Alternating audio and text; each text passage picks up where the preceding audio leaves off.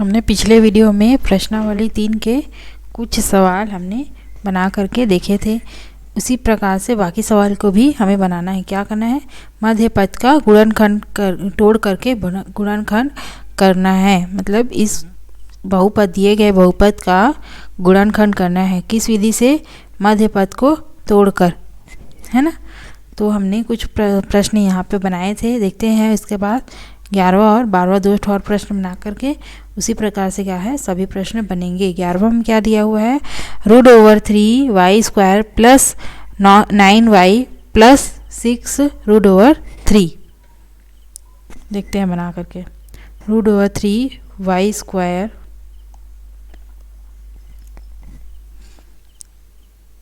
ग्यारहवां प्रश्न दिया हुआ है √3y² plus √3y² plus 9y plus 6√3 plus 9y plus 6√3 ये प्रश्न दिया हुआ है। या इसकी तुलना ax square plus bx plus c से करने पर क्या होता है? a का मान पता चलेगा हमको। a की जगह में इसमें क्या है? √3। b का मान पता चलेगा क्या है? 9 और c का मान है 6√3। तो x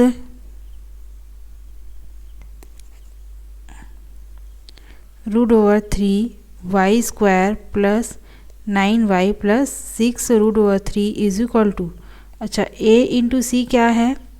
a में क्या है? √3, c क्या है? 6√3 बराबर क्या आ जाएगा? 6√3 into √3 is equal to 3 is equal to 6 3 जा 18 आएगा। तो a इंटू सी क्या मिला हमको? 18। तो किसको? 9 को ऐसे दो पदों में तोड़ना है जिसको जोड़ने पे तो 18 आए और गुणा करने पे जिसको जोड़ने पे तो 9 आए, गुणा करने पे 18, है ना। तो 3 छिका 18, 3 और 6 दो पदों में टूटेंगे, 3 और 6। √3y² प्लस 3 प्लस 6 9 जोड़ने पे 9 और 3 छिका 18 आएगा, गुणा करने पे 18 y प्लस 6√3। अब ब्रैकेट ओपन करते हैं। √3y² plus 3y plus 6y plus 6√3। देखते हैं क्या क्या कॉमन निकलेगा। यहाँ पर से क्या कॉमन निकला? √3y। यहाँ पे क्या बचा? y प्लस √3 बचा है, प्लस दोनों में से क्या कॉमन निकला? 6y प्लस √3 यहाँ पे बचा। तो दोनों में समान बचा है, समान y प्लस √3 y प्लस √3 दोनों में से कॉमन ले सकते हैं, y प्लस √3। और दूसरा क्या बचा हुआ है? √3y plus 6। ये हमारा क्या हो जाएगा? आंसर क्या है? आंसर y प्लस √3 एंड दूसरा आंसर है √3y प्लस √3y प्लस 6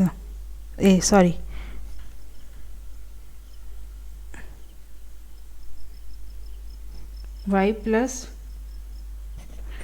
√3। यहाँ पे √3 दो बार था तो एक √3 यहाँ से निकाले और y निकाले तो बचा क्या? y plus √3।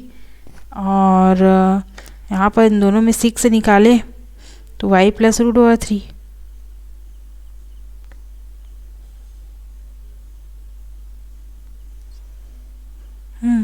बस यही हमारा क्या है? आंसर है। 6 प्लस 9 3 इज इक्वल टू 9 हो जाएगा। और 6 3 जा 18 आया था यहाँ पे 6√3 और √3 इंटू 6√3 को इंटू किए थे तो 6 कम 6 6 दिन 12 6 3 18 आया था यहाँ पर से। तो गुणा करने पे क्या मिले, 6 त्रिक 18 मिले और जोड़ने पे 9 मिले। इसी दो पदों में तोड़ना तो 3 और 6 दो ऐसे पद हैं जिसको गुणा करने पे 18 आएगा, जोड़ने पे 9। तो यहाँ पर से y square √3 y square plus 3y में √3 इंटू √3 3 को क्या लिख सकते हैं, √3 इंटू √3 लिख सकते हैं। तो यहाँ पर से √3 एक कॉमन निकला और y निकला, तो बचा क्या, √3 बचा है और एक y निकला, तो यहाँ पर √3y और इन दोनों में 6 कॉमन निकला, y प्लस √3, यही आंसर है। आगे देखते हैं नेक्स्ट में है 144x² plus 24x plus 1। 144x² plus 24x plus 1 की तुलना ax² plus bx plus c से करने पर a is equal to 144, b is equal to 24, c is equal to 1 and a into c is equal to क्या है, a में क्या है 144 इंटू 1 इज इक्वल टू 144 आया। a इंटू सी करने से 144। तो 24 को दो ऐसे पदों में तोड़ना है, ये मध्य पद है 24, मध्य पद के गुणांक को लेते हैं।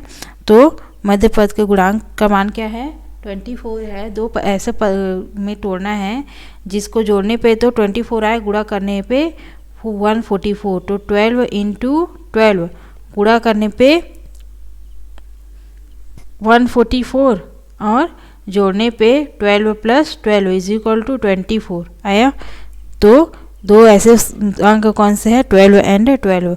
144x² plus 24x plus 1 is equal to 144x² plus 12 plus 12x plus 1। 144x² plus 12x plus 12x plus 1, इन दोनों में से क्या कॉमन निकला, 12 और x कॉमन निकल गया। बचा क्या यहाँ पे 12x प्लस 1 और यहाँ पे से क्या कॉमन निकला, 1 निकला, तो 12x प्लस 1, दोनों में क्या कॉमन है, 12x प्लस 1 कॉमन है। बचा क्या है, 12x प्लस 1 बचा है। इसको हम क्या लिख सकते हैं, 12x प्लस 1, 12x प्लस 1 दो बार आया है, मतलब कि 12x प्लस 1 का होल स्क्वायर, यही हमारा क्या है आंसर। नेक्स्ट देखते हैं क्या दिया हुआ है। नेक्स्ट में अब ये प्रश्नावली क्या है, समाप्त होता है। द्विघातीय बहुपद के मान व शून्यक। अब दूसरा टॉपिक क्या है, द्विघाती values and zeros of quadratic polynomials. Quadratic मतलब द्वि, पॉलिनोमियल्स मीन्स द्विघातीय, क्वाड्रिक मतलब कि द्विघातीय बहुपद को पॉलिनोमियल्स, वैल्यूज एंड जीरोस मान और शून्यक, वैल्यू मतलब मान और जीरोस मतलब शून्यक। Values and zeros of quadratic polynomials, द्विघाती बहुपद के मान व शून्यक। माना कोई बहुपद px is equal to x² minus 6x plus 9 है, इसमें x इज इक्वल टू 1 रखते हैं, तब क्या होता है देखते हैं। ये एक बहुपद दिया हुआ है जिसमें x का मान 1 रखने पे क्या होगा, p1 इज इक्वल टू 1 का square minus p6 into 1 plus 9। 1 का स्क्वायर मतलब कि 1 और minus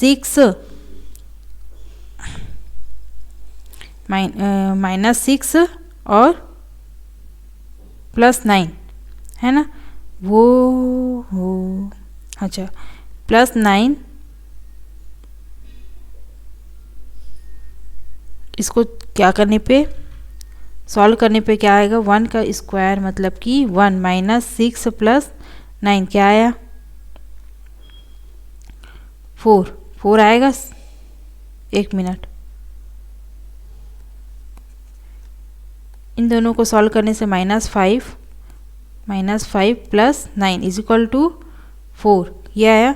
x is equal to 1 रखने पर x इक्वल टू 1 रखने पर p1 का मान आया 4। अब यह x इक्वल टू 1 के लिए बहुपद का मान है। ऐसे ही क्या करना है, हम p2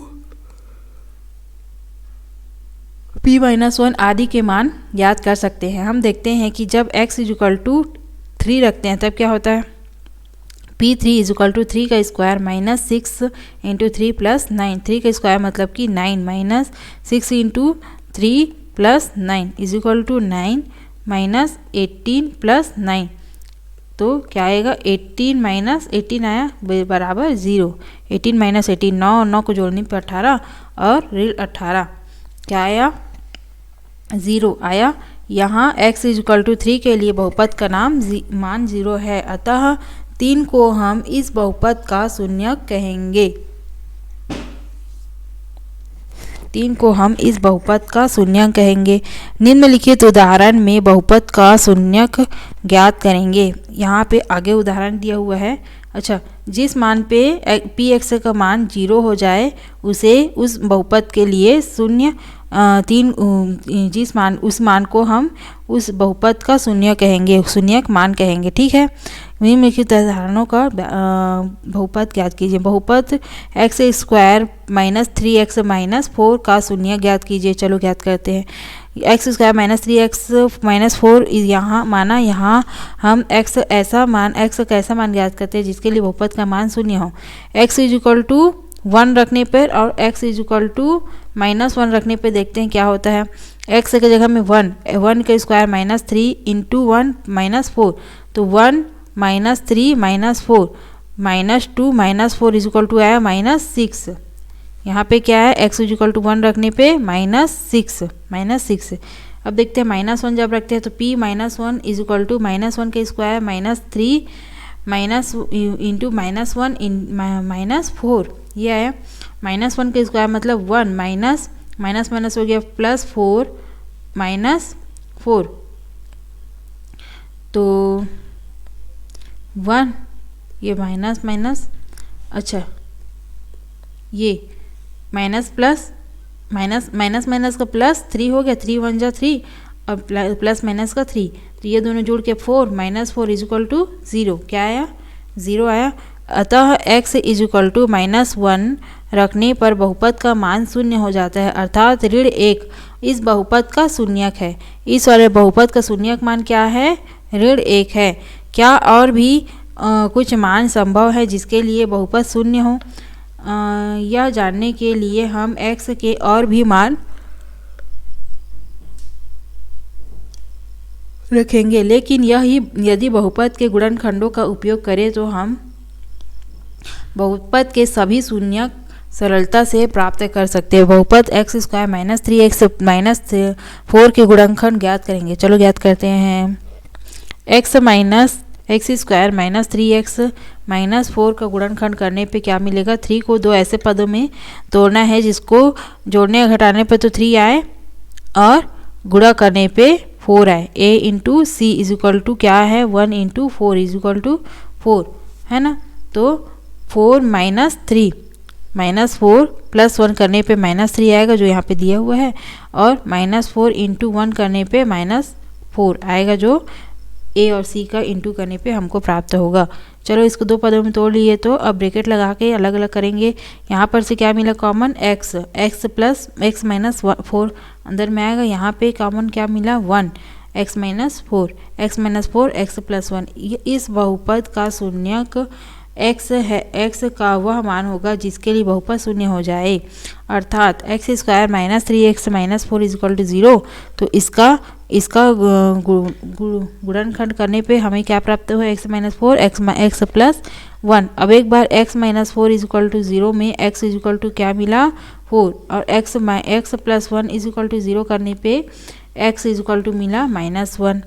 x is equal to x minus 4 is equal to 0 करने पे x is equal to 4, x plus 1 करने पे x plus 1 is equal to 0 करने पे x इज इक्वल टू -1। यहाँ हम देख सकते हैं कि x के दो मानों -1 और व 4 के लिए बहुपद का मान शून्य है।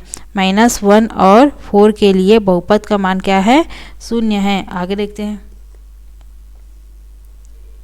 अतः ऋण 1 व 4 इस बहुपद के शून्यक है।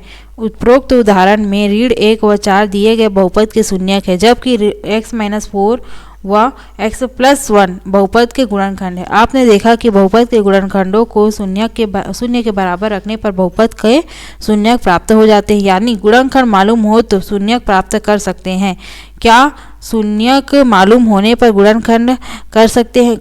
गुणनखंड जान सकेंगे क्या? बिल्कुल जान सकेंगे।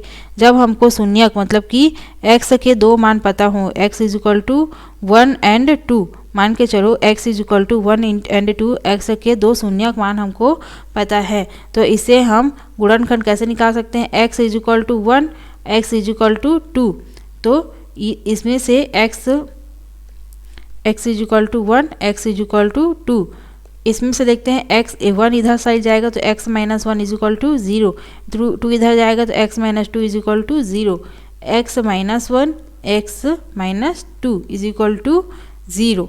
ये क्या हो गया?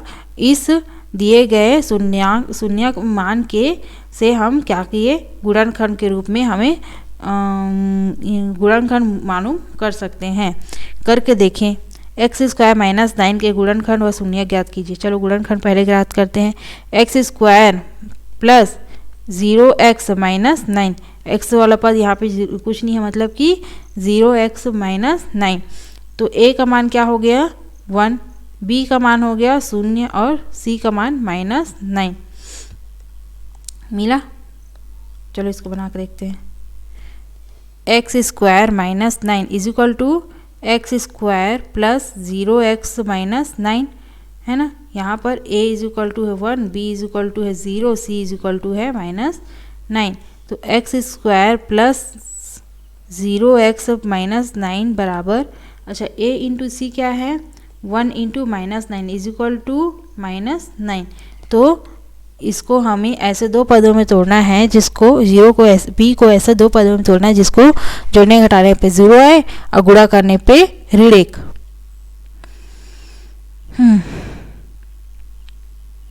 तो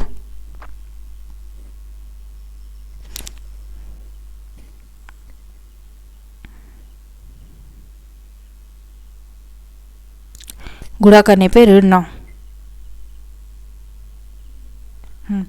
3 तिया 9, ऋण 3 धन 3 करने पे 0 आएगा, दोनों को जोड़ने पे 0 आया, और ऋण 3 गुणित धन 3 करेंगे तो क्या मिलेगा?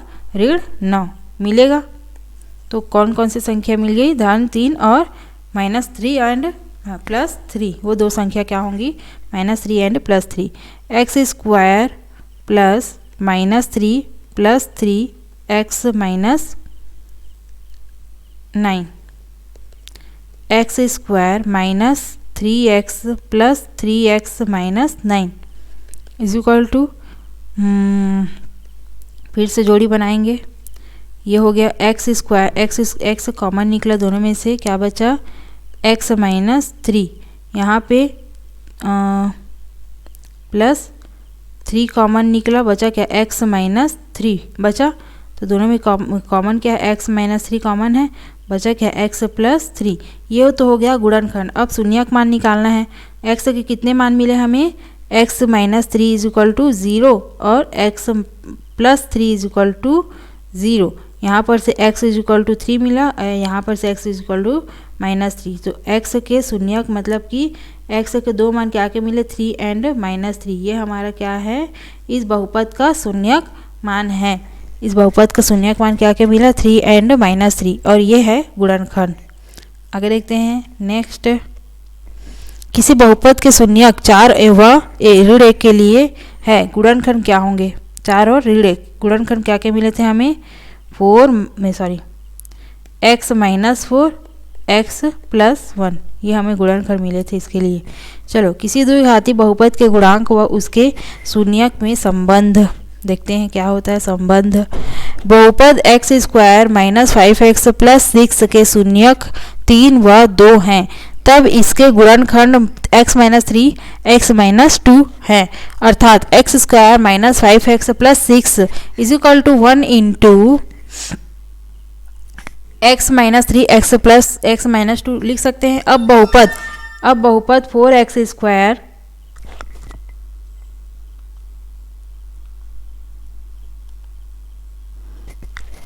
माइनस 4x प्लस 1 के गुणनखंड व शून्यक पर विचार करते हैं। चलो करते हैं। 4x square minus 4x plus 1 को गुणनखंड के रूप में लिख सकते हैं। दो ऐसी संख्याएं जिस 4x माइनस 4x आना चाहिए जोड़ने घटाने पे, और गुणा करने पे 4 आना चाहिए। तो -2 इंटू -2 इज इक्वल टू +4 और -2 इज इक्वल टू -4 आएगा, दोनों को घटाने पे जोड़ने पे -4। तो इन दोनों -4x को किस में तोड़े, -2x से दोनों की जोड़ी बनाते हैं, कॉमन निकालते हैं। तो यहाँ पे मिला 2x कॉमन, यहाँ पे बचा 2x, यहाँ पे बचा 1, यहाँ पे दोनों में से क्या कॉमन निकला, 1 -1 निकला। तो बचा क्या, 2x - 1, दोनों में से क्या कॉमन है, 2x - 1, और बचा क्या है, 2x - 1 बचा है। इसमें दोनों में 2 से भाग करेंगे तो क्या आएगा,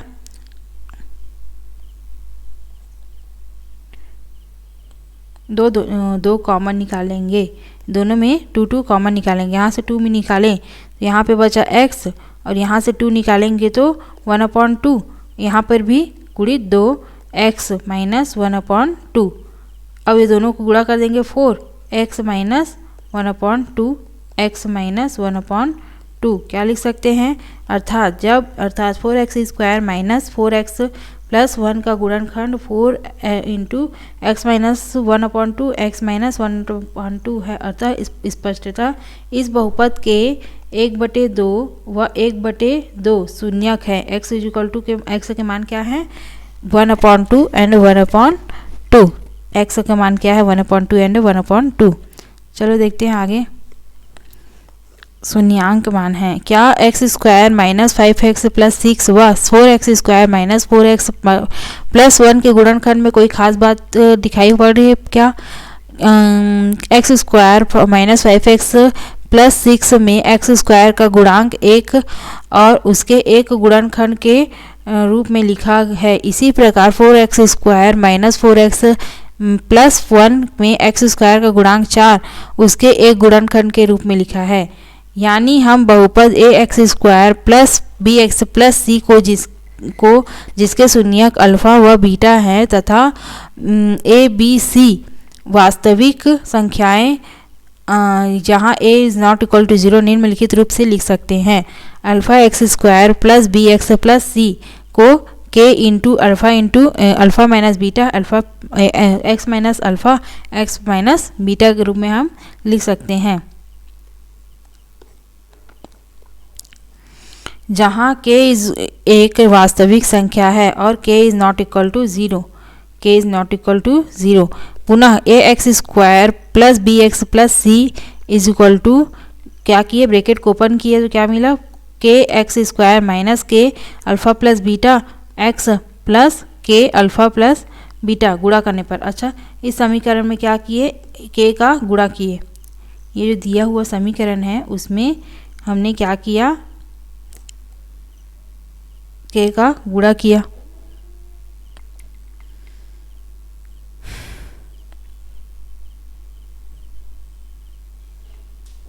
नहीं, इसको गुणा करके इस रूप में लाए। कैसे किए, पहले गुणा करके देखते हैं। चलो इसको ब्रैकेट को ओपन करके गुणा करना है, kx minus k alpha into x minus beta. चलो करते हैं। अब इन दोनों को गुणा करने पे kx स्क्वायर माइनस के x beta minus k alpha x minus minus plus के अल्फ़ा बीटा, के x square alpha x alpha beta. दोनों में क्या कॉमन है, के कॉमन है, के और एक्स दोनों कॉमन है दोनों में, है ना। तो माइनस के कॉमन निकाल लिए, alpha plus beta, x common है तो बाहर निकाल लिए, प्लस के अल्फ़ा इंटू बीटा। ये इस रूप में, इसको तोड़ने पे हमें इस रूप में प्राप्त हुआ, गुणा करने पे मतलब कि गुणा किए एक दूसरे से तो हमको ये वाला समीकरण प्राप्त हुआ। आगे देखते हैं। इस समीकरण के दोनों पक्षों के एक्स स्क्वायर एक्स और के गुणांक एवं अचर पदों की तुलना करने पर, इन दोनों को तुलना करने पे हमें क्या दिख रहा है, ए की जगह में क्या है के, है ना, ए इज इक्वल टू के, बी की जगह में क्या है alpha minus k alpha plus beta, and सी की जगह में क्या है के इन अल्फ़ा इंटू बीटा। तो यहाँ पर से हमें बी का बी के अपॉन में माइनस के लेके गए तो अल्फ़ा प्लस बीटा प्राप्त हुआ, और सी के अपॉन में के लेके गए तो अल्फ़ा इंटू बीटा प्राप्त हुआ, अल्फ़ा इंटू बीटा प्राप्त हुआ। तो माइनस के, अच्छा ए की जगह में क्या लिखेंगे अब, b upon b is equal to minus k alpha in plus beta से b is equal to minus k, यहाँ पे जो दिया है अल्फ़ा प्लस बीटा से हमें b अपॉन माइनस के, इसको k को इसके अपॉन में लेके गए तो अल्फ़ा प्लस बीटा प्राप्त हुआ। अब k का मान हमको पता है a है, तो b upon minus a is equal to alpha plus beta, ये प्राप्त हुआ। अब इस पे देखते हैं, c upon k is equal to alpha into beta, ये लिख सकते हैं, और c अपॉन a, के जगह में क्या है, चूँकि a इज इक्वल टू यहाँ पे k दिया हुआ है इसलिए अल्फ़ा इंटू बीटा, ये प्राप्त हुआ। अर्थात alpha plus beta is equal to minus B upon A and एवं alpha into beta is equal to C upon A. अंश और हर में एक ऋण ए का गुणा करने पर क्या होता है,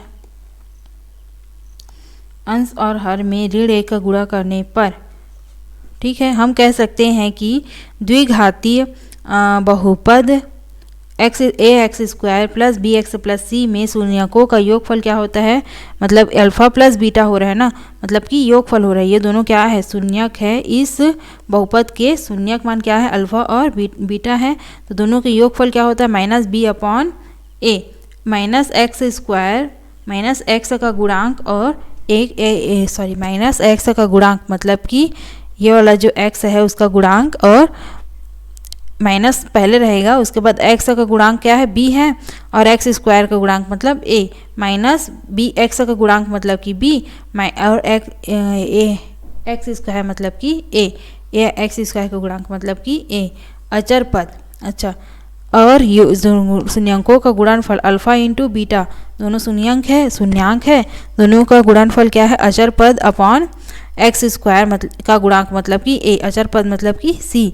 बहुपद के शून्यंकों एवं गुणांकों के संबंध को कुछ उदाहरणों से भी समझते हैं। अभी हमें क्या प्राप्त हुआ, शून्यांकों का योगफल और शून्यांकों के गुणनफल का सूत्र प्राप्त हुआ। अब क्या करेंगे, उसी शून्यांकों के योगफल एवं गुणनफल के लिए हमें कुछ उदाहरण दिए हुए हैं, उसको बनाना है। उसके बाद प्रश्नावली दिया हुआ है इसी से रिलेटेड, शून्यांकों का मान ज्ञात करने के लिए और शून्यांकों के योगफल एवं गुणनखंड करने के लिए हमें प्रश्नावली दिया हुआ है। इसे हम क्या करेंगे अगले वीडियो में देखेंगे। उसके बाद हमने सीखा, फिर यहाँ पे ये क्या होता है, चैप्टर क्लोज हो जाता है और नेक्स्ट चैप्टर आएगा चैप्टर 2 मतलब कि अध्याय 2। तो नेक्स्ट वीडियो में हम देखेंगे कि प्रश्नावली 4 कैसे बनाएंगे और उदाहरण को भी समझेंगे शून्यंकों के योगफल और शून्यंकों के गुणनफल पर।